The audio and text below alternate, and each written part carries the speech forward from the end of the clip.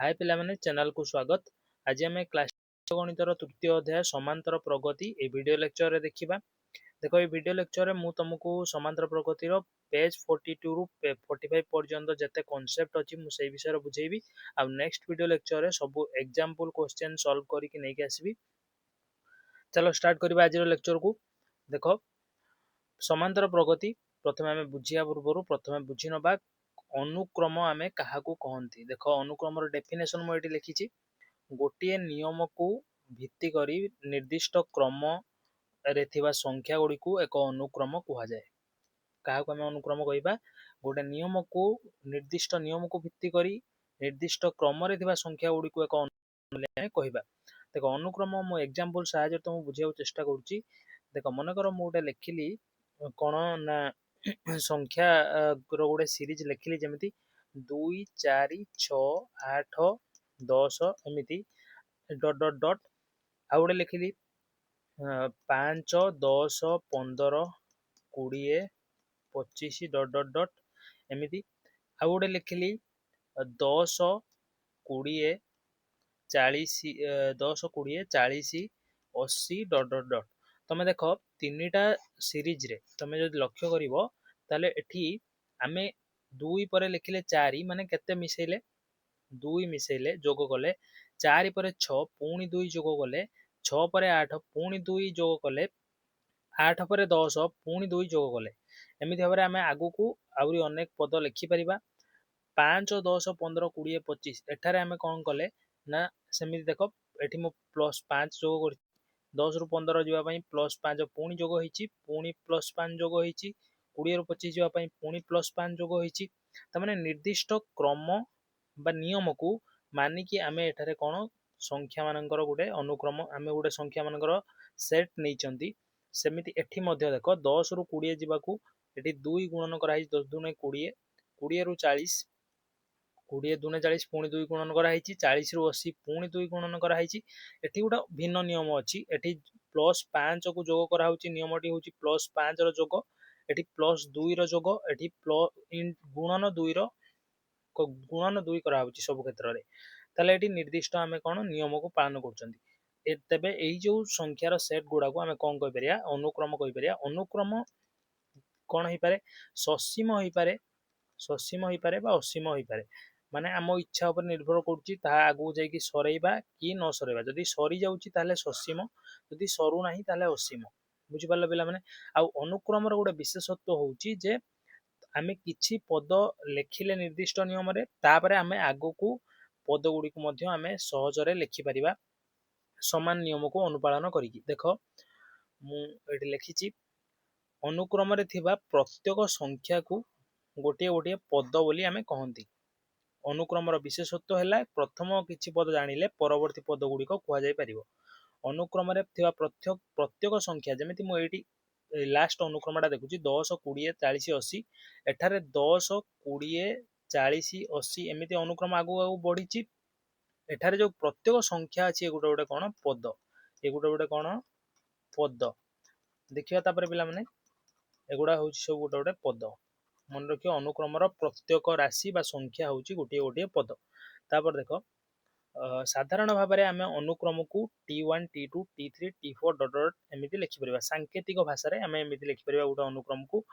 आमे अनुक्रम रे संख्या गुडा को सजै कि लेखंती किंतु आमे जेते सांकेतिक भाषा व्यवहार करिबा T1 T2 T3 T4 एमिति आमे लिखिबा। बुझि पारले पिला माने। तापर देखो तमरो जो अनुक्रम रे जदि आमे सांकेतिक भाषा रे T1 T2 T3 T4 एमिति भाबरे लेखंती ताहले आमे देखिबा जे प्रथम T1 होची प्रथम पद T1 होची कोन प्रथम पद T2 होची द्वितीय पद T3 होची तृतीय पद T4 होची चतुर्थ पद। एमिति आमे केते बाट मध्ये आगु को नै परिबा नै कि शेष रे जो पदटा आसीयो ताकू आमे TN बोली लेखिबा सांकेतिक भाषा रे जाको आमे साधारण पद कहंती। किछि स्थान रे आमे TN बदल रे शेष पद को L लेखंती। देखो मु शेष पद काहे कहूची कारण अनुक्रम ससीम होई पारे अनुक्रम ससीम होई पारे बा असीम मध्य होई पारे। किंतु आमर आलोचना रे आमे कोन करिबा आम आलोचना रो एठी अछि बा आमर सिलेबस रे जहा अछि ससीम ऊपर अछि। ससीम अनुक्रम विषय रे आमे पाठ पढिबा। असीम विषय रे बड़ क्लास रे तमे पढिबो। ମନେ ରଖିବ TN ହେଉଛି ଶେଷ ଅନୁକ୍ରମର ଶେଷ ପଦକୁ ଆମେ କ'ଣ ଆମେ ସୂଚାଇବା ପାଇଁ ବ୍ୟବହାର କରିବା। TN ବା L ବି ସୂଚାଇ ପାରିବା, କାରଣ TN ପରେ ଯୋଉ ପଦ ଆସିବ TN+1 TN+2, ବୁଝିପାରୁଛ ପିଲାମାନେ, ଏଗୁଡାକ ସବୁ ଶୂନ ହବ। ୟା ପରେ ଆଉ ପଦ ଆମର ନାହିଁ କହିଲେ ଚଳେ। ମାନେ ଆମର ସିଲାବସ ଅନୁସାରେ ଆମେ ସସୀମ ଉପରେ ଆଲୋଚନା କରିବା, ସସୀମ ଅନୁକ୍ରମ ଉପରେ। ତେଣୁ ୟା ପରବର୍ତ୍ତୀ ଯୋଉ ସବୁ ପଦ ଗୁଡିକ ଆସିବ ସେଗୁଡାକ ଆମେ ଆଉ ବିଚାରକୁ ନବାନି, ସେଗୁଡାକ ସବୁ ଶୂନ ହବ। ବୁଝିପାରିଲ? TN ହଉଛି ସାଧାରଣ ପଦ, ଏଇଟା ମନେ ରଖିବ। TN ହଉଛି ସାଧାରଣ ପଦ ବା ଶେଷ ପଦ, ଯାହାକୁ ଆମେ L ମଧ୍ୟ ଲେଖିପାରିବା। ତାପରେ ଦେଖ ପିଲାମାନେ, ଅନୁକ୍ରମକୁ ହିଁ ଆମେ କଣ କହନ୍ତି? ପ୍ରଗତି ବୋଲି କହନ୍ତି। ନିର୍ଦ୍ଦିଷ୍ଟ ନିୟମକୁ ନେଇ କ୍ରମରେ ଥିବା ଅନୁକ୍ରମକୁ ଗୋଟିଏ ପ୍ରଗତି ବୋଲି କୁହାଯାଏ। ପ୍ରଗତି ବିଭିନ୍ନ ପ୍ରକାର ହେଇପାରେ। ପ୍ରଗତି ବିଭିନ୍ନ ପ୍ରକାର ହେଇପାରେ, ଯେମିତି ପ୍ରଥମ ହେଲା ସମାନ୍ତର ପ୍ରଗତି, ତାପରେ ହଉଛି ଗୁଣୋତ୍ତର ପ୍ରଗତି, ତାପରେ ହଉଛି ହରାତ୍ମକ ପ୍ରଗତି। ସବୁର ମୁଁ ଗୋଟେ ଏକ୍ସାମ୍ପଲ ଦେବି, ତମେ ବୁଝିପାରିବ ସହଜରେ। ସମାନ୍ତର ପ୍ରଗତି କଣ? ସମାନ୍ତର ପ୍ରଗତି ହଉଛି, ଦେଖ ମନେକର ମୁଁ ଗୋଟେ ଲେଖିଲି ପ୍ରଗତି 3, 6, 9, 12, 15, 18 ଏମିତି ଲେଖିଲି। ତମେ ଦେଖିବ ପ୍ରତ୍ୟେକ ପଦ ତାର ଆଗ ପଦ କିଛି କଣ ତମର ପରିମାଣରେ ଅଧିକ ଭ୍ୟାଲୁ ରଖିଛି। ଯେମିତି 3 ରୁ 6 ଦେଖ +3, 6 ରୁ 9 ଦେଖ +3, 9 ରୁ 12 ଦେଖ +3, ଏମିତି +3 ହେଇକି ଯାଇଛି। ଯେତେବେଳେ ଆମେ ଦେଖିବା କଣ ହେଇଛି ନା, ପ୍ରତ୍ୟେକ ପଦରେ କିଛି ମିଶିକି ତାର ଆଗ ପଦ ସୃଷ୍ଟି ହଉଛି, ସେଇଟା ହଉଛି ଗୋଟେ ସମାନ୍ତର ପ୍ରଗତି। ଗୁଣୋତ୍ତର ପ୍ରଗତି ସେମିତି, ଯଦି ପ୍ରତ୍ୟେକ ପଦରେ ପ୍ରଥମ ପଦ ଠାରୁ କିଛି ଗୁଣିକି ତାପର ପଦ ସୃଷ୍ଟି ହଉଛି। 9, ମନେକର ମୁଁ ପ୍ରଥମ ପଦ 9 ମାନିଲି, 9 ରେ କିଛି ଗୁଣିଦେଲି, 9 ଦୁଣେ 18, ପୁଣି ସେମ୍ ସଂଖ୍ୟା ଗୁଣିଲି 2, 18 ଦୁଣେ 36, ପୁଣି ସେମ୍ ସଂଖ୍ୟା ଗୁଣିଲି 72, ତାହେଲେ ଏଇ ଯୋଉ ଅନୁକ୍ରମଟା ବର୍ତ୍ତମାନ ସୃଷ୍ଟି ହେଲା 9, 18, 36, 72 ଡଟ୍ ଡଟ୍ ଡଟ୍, ଏଇଟା ହଉଛି ଗୁଣୋତ୍ତର ପ୍ରଗତି। ଦେଖ ହରାତ୍ମକ ପ୍ରଗତି ଆଉ ସମାନ୍ତର ପ୍ରଗତି ଏଙ୍କ ଭିତରେ କିଛି ରିଲେସନ ଅଛି, ଏମାନେ ଏକା ପ୍ରକାର ପାଖାପାଖି। ଯୋଉଟା ସମାନ୍ତର ପ୍ରଗତି ଥିବ ତାକୁ ଯଦି ତମେ କଣ କରିବ, ଓଲଟେଇକି ଲେଖିଦବ। ତାକୁ ଯଦି ତମେ ଓଲଟେଇକି ଲେଖିଦବ, ଯେମିତି ମୁଁ ଏଠି ସମାନ୍ତର ପ୍ରଗତି ଦେଖୁଛି 3, 6, 9, 12, 15, 18, ଏକୁ ଯଦି ମୁଁ ଓଲଟେଇକି ଲେଖିଦେବି, ତାହେଲେ ଏଇଟା ଗୋଟେ କଣ ହେଇଯିବ? ହରାତ୍ମକ ପ୍ରଗତି ହେଇଯିବ।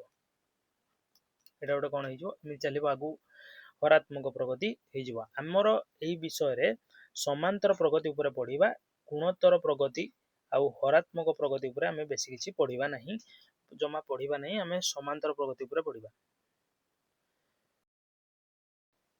ଦେଖ ପିଲାମାନେ, ସମାନ୍ତର ପ୍ରଗତି ଏବେ ଆମେ ଜାଣିବା କଣ।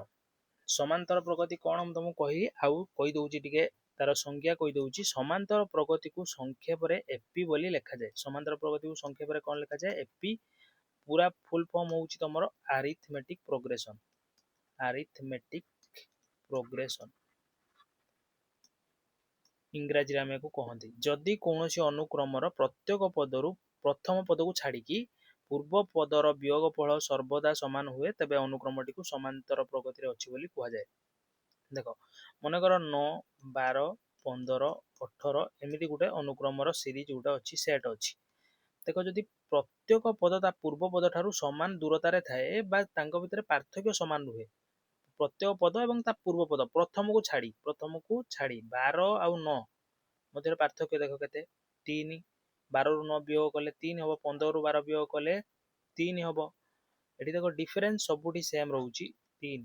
ବା ଏମିତି କହିପାରିବା 9 ରେ 3 ମିଶେଇଲେ 12 ହବ, 12 ରେ 15 ମିଶେଇଲେ 12 ରେ 3 ମିଶେଇଲେ 15 ହବ, 15 ରେ 3 ମିଶେଇଲେ 18 ହବ। ଏମିତି ଆଗକୁ ଚାଲିବ ସିରିଜ।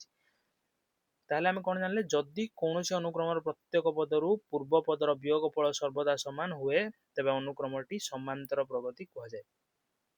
ତାହେଲେ ଏଇ ଯୋଉ ବିୟୋଗ ଫଳକୁ ଆମେ କଣ କୁହନ୍ତି ନା ସାଧାରଣ ଅନ୍ତର କୁହନ୍ତି।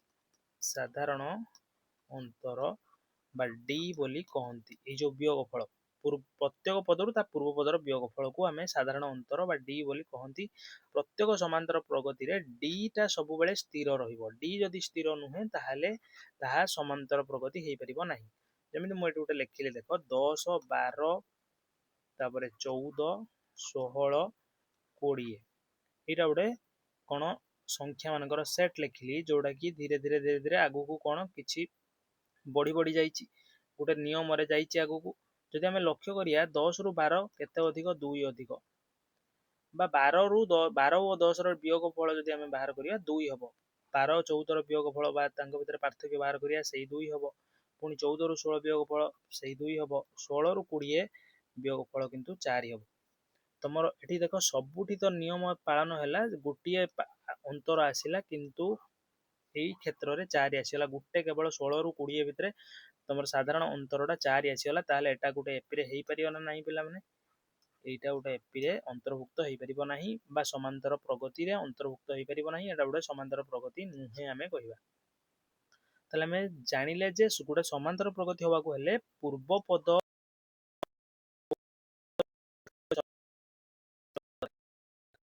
ପରପଦ ମଧ୍ୟରେ ଯୋଉ ଅଛି ତା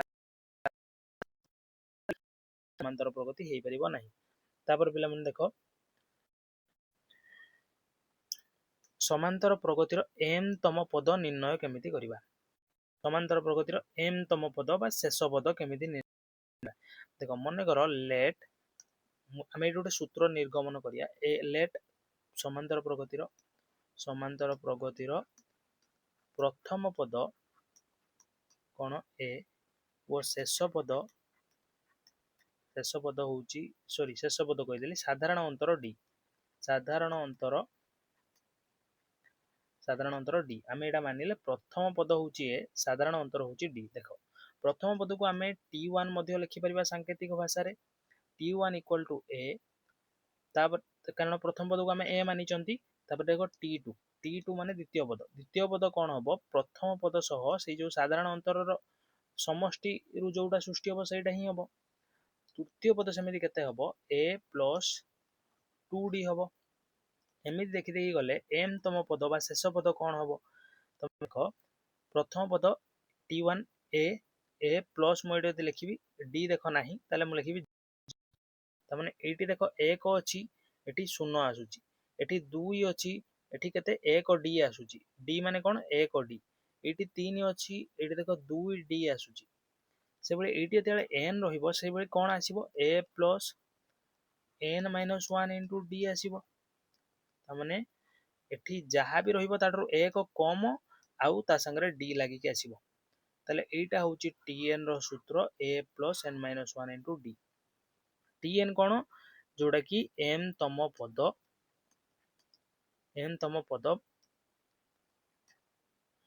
ବା ଆମେ ଯୋଉ ପଦ ଚାହୁଁଛନ୍ତି ସିରିଜରେ ନିର୍ଣ୍ଣୟ କରିବାକୁ ଅନୁକ୍ରମରେ, ସେଇ ପଦ ନିର୍ଣ୍ଣୟ ପାଇଁ ଆମର ଏଇ ସୂତ୍ରଟା ୟୁଜ ହବ। ବୁଝିପାରିଲ ପିଲାମାନେ? ଯେମିତି ତମେ ଏଠି ଦେଖିବ, ମୁଁ ଗୋଟେ ଏକ୍ସାମ୍ପଲ ନେଇ କରିକି ଦେଖଉଛି। ସୂତ୍ରଟା ମନେ ରଖିଦିଅ। ସୂତ୍ରଟା ହଉଛି tn ର କଣ? a plus n minus 1 into d। a plus n minus 1 into d। ଦେଖ ତମକୁ ଗୋଟେ କ୍ୱେଶ୍ଚନ ମୁଁ ଏଠି କରିକି ଦେଖଉଛି। ମନେକର ମୁଁ ଗୋଟେ ଅନୁକ୍ରମ ଲେଖିଲି 3 7 11, ତାପରେ 3 4 7 7 4 11 11 4 15 ଡଟ୍ ଡଟ୍ ଡଟ୍ ଏପିରେ t5 କେତେ?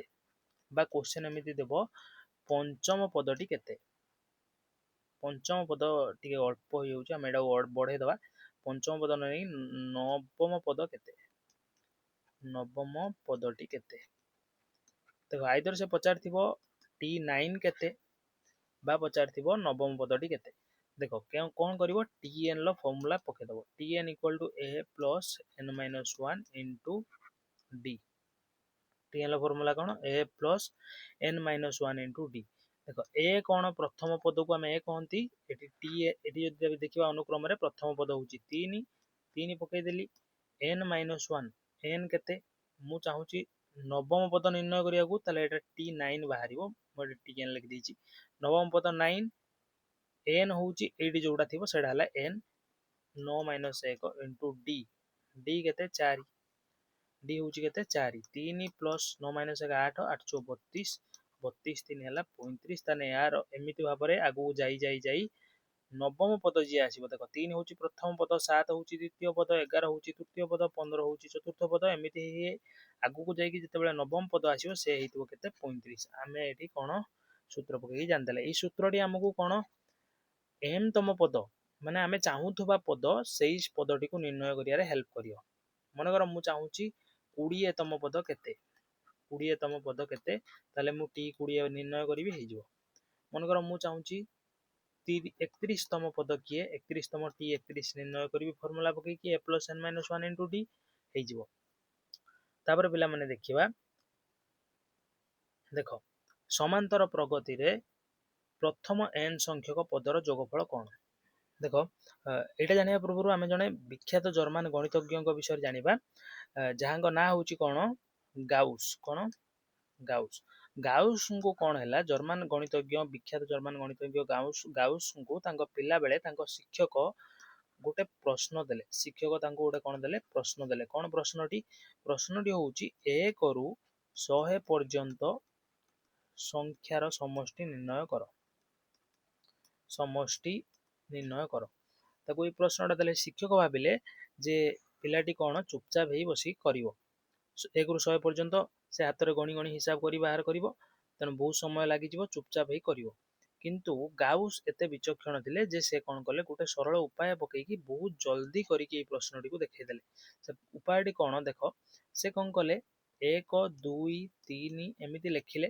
किछि बाट लिखिले आ लास्ट 100 जाए 100 को लिखिदेले लास्ट आउ एक लिखिदेले एसएन गोटे संकेत देदेले एसएन एसएन अर्थ हूँ समष्टि पुणी थरे से कौन कले एसएन लिखिले आउ सेम जिनस को ओलटेकी लिखिदेले 100 तापर आसीबो 99 ओलटेकी देख पछआडू लिखिले 100 तापर 99 98 97 एमती 98 डट डट डट डट डट तापर लास्ट रे 1 लिखिदेले लिखिदेकी से कौन कले दीटा इक्वेशन को मिसई देले समष्टि निर्णय करदेले देख एसएन आउ एसएन मिसिकी हबो केते 2 से एसएन जो भाबिचंती सेटा होची समष्टि को भाबिचंती माने ए सब संख्यार समष्टि को एसएन भाबिचंती तापर देख 100 रे 1 मिसिलारू केते हला 101 हला 99 रे 2 मिसिलारू केते हला 101 हला एमिति हेकी चलिला एवं एवं लास्ट से भी आसीबो कोन 101 ही आसीबो शेष रे देखो तापर से कोन कले 2SN इक्वल टू 101 केतेटा अछि देखो 1 रु 100 जाय जेतोटी संख्या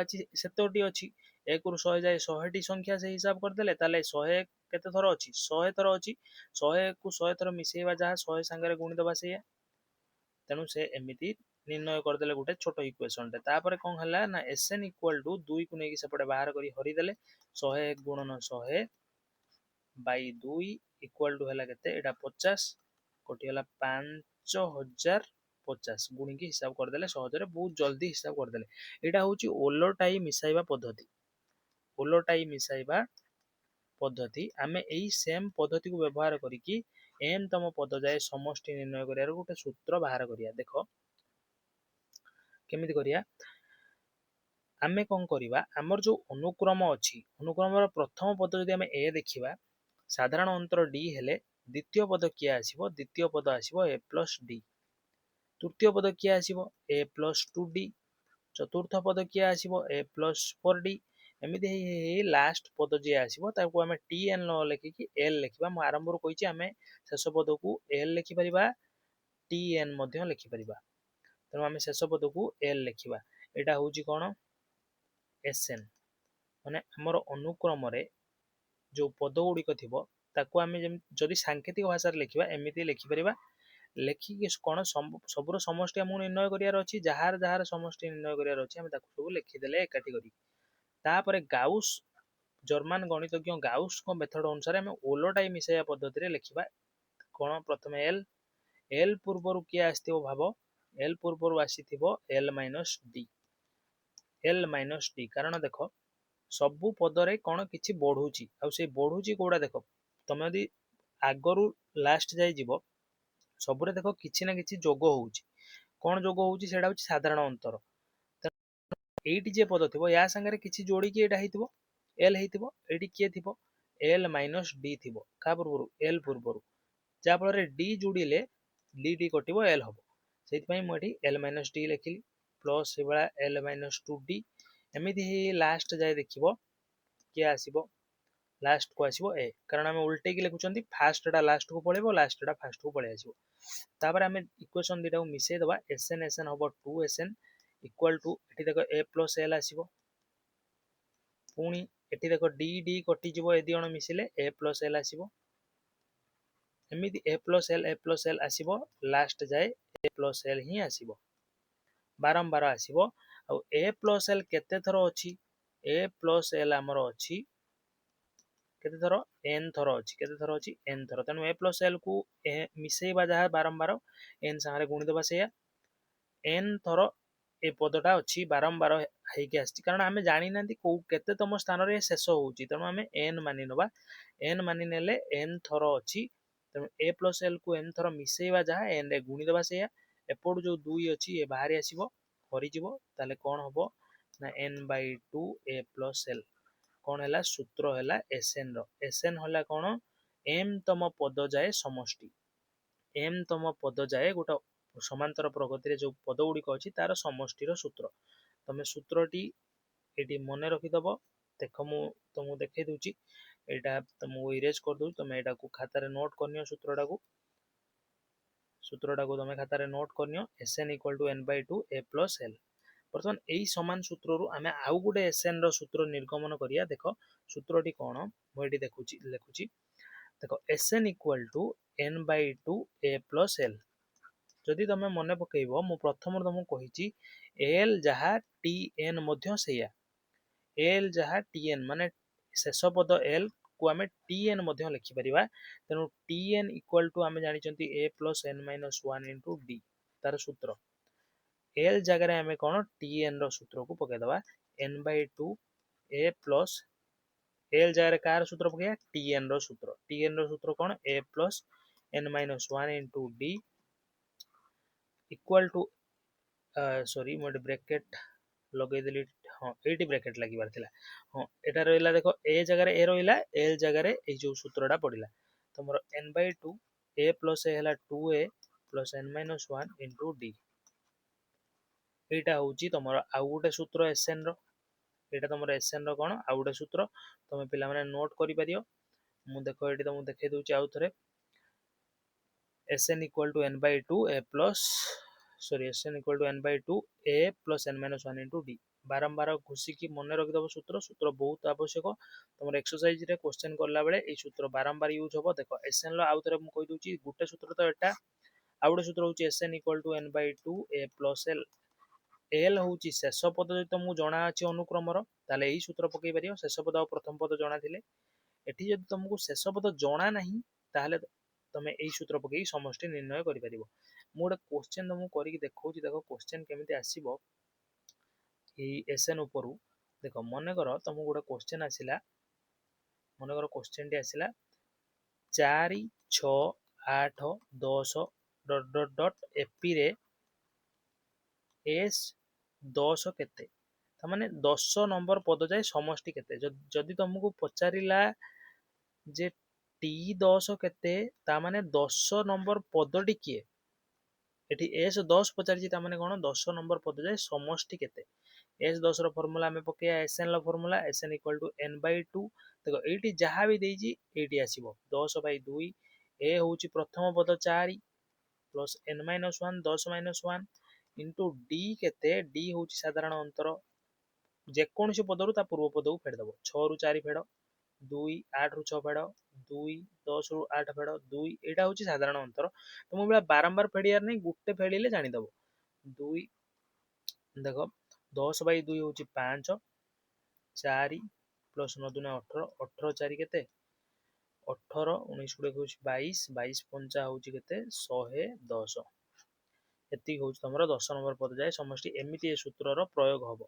अच्छा यही सूत्र प्रयोग केते करियो SN equal to N by 2 A plus l जेतेबेले प्रथम पद और शेष पद जना थिबो प्रायतः जना नथिबो बेले बेले जेतेबेले जना थिबो सेटा पढ़ी परियो मनर मोटे कहली गोटे एपी रो 2 4 6 8 एमती हेकी जाईची जाईकी 220 रे शेष होईची ताले एठी समष्टि बाहर पूरा कौन प्रगतिर समष्टि निर्णय कले तुम N by 2 A plus L कि एन जाना पड़ो एन जान केमी मुझे तुमको आग क्लास रे तुमको मु बुझेबी टीएन सूत्र रु ही एन जानी परिबा आमे एबे आउ गोटे सूत्र इंपोर्टेंट सूत्रटे से सूत्रटा होची तमे केमिति टीएन निर्णय कर पारे टीएन लो गोटे सूत्र पिला माने मन रखिलो a plus N minus 1 into d एटा हला बेसिक फॉर्मूलाटा a plus N minus 1 into d किंतु टीएन लो आउरी गोटे पिला माने फॉर्मूला अछि सेटा होची एसएन माइनस 1 ये गोटे फॉर्मूला अछि जोड़ा कि आमे एग्जांपल क्लास जेतेबेले तुमको नहीं आसीबी बुझेबी एग्जांपल सेतेबेले तुमको एटा मु बुझेबी पिला माने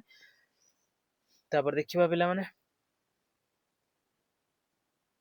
देखो द्रष्टव्य एक एटा तुमको मन रखिया पड़िबो प्रथम n गोटी गणन संख्यार जोगफल Sn equal to n into n plus 1/2 एटा सही Sn फॉर्मूला रु ही आसीची Sn फॉर्मूला रु केमिति आसीची देखो गणन संख्या किए 1 2 3 एमिति डॉट डॉट डॉट जहाँ को आमे गणी थांती आमे ताको स्वाभाविक संख्या भी कहती 1 2 3 4 एमिति आगु चलिबो इनफाइनाइट जाए देखो एटी जदि आमे देखिबा तमे देखो Sn निर्णय कला बेले आमे कोन करिया सूत्र पकिया n/2 a plus n minus 1 into d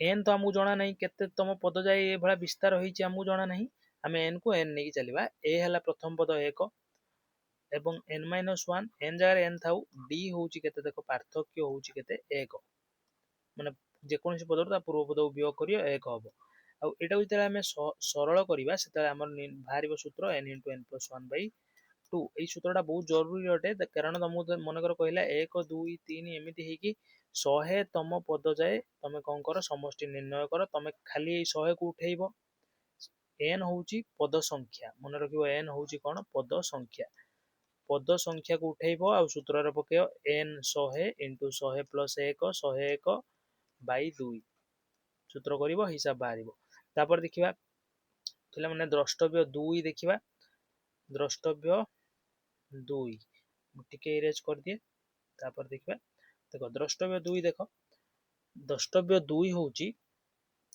जदि प्रत्येक पद a एवं साधारण अंतर d शून्य हुए ये गोटे भल कथा पिला माने देइची d जदि शून्य हबो देखो जेतेबेले गोटे अनुक्रम रे d 0 हबो से अनुक्रम रे तुमको कोन परिवर्तन देखिया मिलियो ना से अनुक्रम रे प्रत्येक पद समान हे जो मनकर प्रथम पद 9 ताले द्वितीय पद भी 9 हबो तृतीय पद भी 9 हबो चतुर्थ पद भी 9 हबो पंचम पद भी 9 हबो एमिति आगु आगु चलिबो कारण d होउची शून्य देखो एतरो एडा वियोग कर d कोन साधारण अंतर d जेकोनसी पदर ता पूर्व पदर वियोग फल d 0 हबा को हेले सब पद को समान हबा को पड़िबो तेनु जतबे ए सब पद समान थिबो सेतबे समष्टि आमे केमिति निर्णय करिया समष्टि निर्णय करिया जे पद हमको देखा होची समान पद उडा जो देखा होची सेइतरो गुटे को उठेइबा आ तांको संख्या को गणिबा ए देखो मन कर एटी सीरीज रे देखो 9 केतेटा अछि 5टा अछि तले से संख्या टा को आमे उठेइबा जणु गुणन करदबा गुणन करदेले हमर समष्टि निर्णय हो जो एटी सेम कथा कहिची जदि एमिति गुटे पद बारंबार आसुची गुटे अनुक्रम रे जोटी पार्थक्य d 0 ताहले से जेते थर थिबो मन कर n थर अछि ताले n गुणन सेइतरो गुटिए पद को नेकी आमे करदबा हिसाब हो जो समष्टि बुझि पाले पिला माने तापर देखबा द्रष्टव्य 3 एटा सबठारु इंपोर्टेंट अछि पिला माने द्रष्टव्य 3 होउची कोन द्रष्टव्य 3 होउची एक समांतर प्रगति रे प्रत्येक पदरे समान संख्या जोग कले समान संख्या वियोग कले समान संख्या गुणन कले किंबा समान संख्या हरिले गुणन और हरण क्षेत्र में शून्य व्यतीत समान संख्या गुणिले बा शून्य व्यतीत समान संख्या हरिले तमर से पुनश्च से प्रगति समांतर प्रगति ही हम मन कर देख गोटे प्रगति 9 12 15 18 एटा गोटे कौन समांतर प्रगति अटे कहीं अटे कारण देख 9 रु 12 केते डिफरेंस 3 12 रु 15 केते 3 15 रु 18 केते डिफरेंस 3 माने समस्ते समान गैप रे अछंती पद गुड़िक तेणु यह एक समांतर प्रगति जदि मु सबु पदरे मु एक एक मिसेइबी देख सबु पदरे एक एक मिसेइबी ताले केते हिजबो 9 1 10 12 1 13 15 1 16 18 1 19 पुणी देख माने 3 3 गैप रे ही रहिले ता अर्थ पुनश्च माने समांतर प्रगति रे रहिले माने 9 12 15 18 एमाने समांतर प्रगति रे थिले एवं एथिरे आमे जतबेले एक एक जोग कले जो सृष्टि हला नुआ गोटे कोन सेट तयारी हला संख्यार 10 13 16 19 एमाने मध्य समांतर प्रगति रे अछंती हम केमि जानले कारण एंक भीतर पार्थक्य समान रहउची पार्थक्य जदि समान अछि ताहाले बा साधारण अंतर जदि समान अछि ताहाले समांतर प्रगति रे अछंती सेमिति जदि किछि भी संख्या वियोग करिवो गोटे गोटे ऑलरेडी एपी रे अछि किंतु एपी रे थिबा दरकार प्रथम कथा गोटे अनुक्रमटे समांतर प्रगति रे थिबा दरकार ताहाले तमे किछि मिसाओ फेड गुण हर ताहाले तमर कोन हबो से पुनश्च रहिबो किंतु गुणन हरण क्षेत्र रे मन रखियो शून्य व्यतीत कारण जदि देखो 10, 11, 12 ଏମାନେ ଗୋଟେ ଦେଖ ଅନୁକ୍ରମରେ ଅଛନ୍ତି କାରଣ ଡିଫରେନ୍ସ 1 1 ଅଛି। ମୁଁ ଯଦି ଶୂନ ହରିଦେବି ତାହେଲେ ଶୂନ ହରିଦେଲେ କ'ଣ ହବ, ଇଏ ସମସ୍ତେ ସମଥିଙ୍ଗ ବାଇ ଜିରୋ କ'ଣ ଇନଫାଇନାଇଟ୍